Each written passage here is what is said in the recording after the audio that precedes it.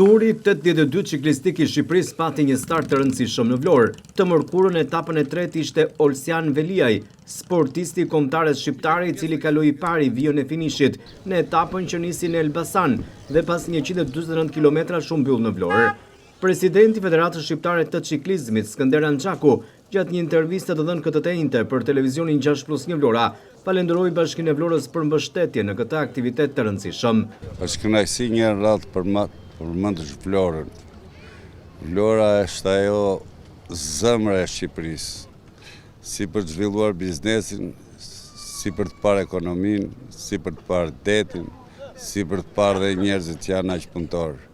Rreti ka fituar në datën 26, është bërë ceremonia e hapjes në sheshin Skënderbej dhe është nisur në drejtim të Shkodrës ditën e hënë. Ka shkuar deri në Rëshen, nga Rësheni ka arritur në Shkodër dhe etapën e fitoi ekipi jonë kombëtar me një sportist që e kemi në Itali, Fabricio. Ishte rasti 100 vjetorit të federatës.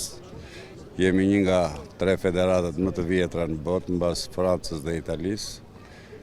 Është një organizim i përkryer ndërmjet Ministrisë Arsimit e Sporteve, ndërmjet Bashkisë Tiranës, ndërmjet Bashkisë Vlorës, gjithashtu që e kanë dhe mikryetarin e ju djalin tuaj. E shikoj që sot është dita e 4 dhe sot vendoset Xhiro e Shqipërisë, kush mund ta fitojë.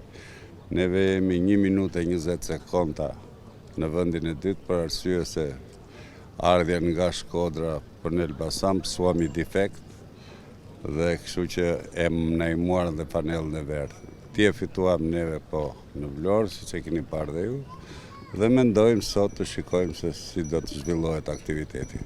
Presidenti i Federatës Shqiptare të Ciklizmit Anxhaku foli edhe për objektivin që do të ketë Shqipëria në këtë rreth të 82 ciklistik, pavarësisht sipas tij kanë ardhur shumë ciklistë të njohur ndërkombëtarisht. Të them të drejtën, ky është rrethi 82 me dëshirë të madhe, duhet ta fitoj sot me çdo kusht.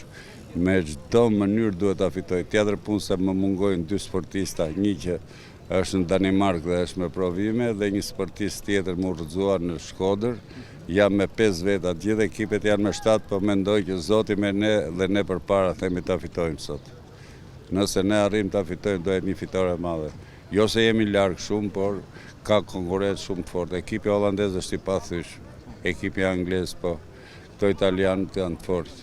Është edhe një ekip tjetër që ka ardhur nga Arabia Saudite për herë të parë vjen në Shqipëri, një ekip arab, janë ekipe shumë të forta. Të shikojmë se kush do ta fitojë. Rreti ciklistik i Shqipërisë është një prej garave më të vjetra në botë dhe përbëhet nga 15 skuadra dhe 96 sportistë. Turi i Shqipërisë do të përfundojë të premten me etapën e 5 dhe të fundit, me nisje në Vlorë dhe përfundim në Fier, ku do të kurorëzohet dhe fituesi i këtij edicioni të 82.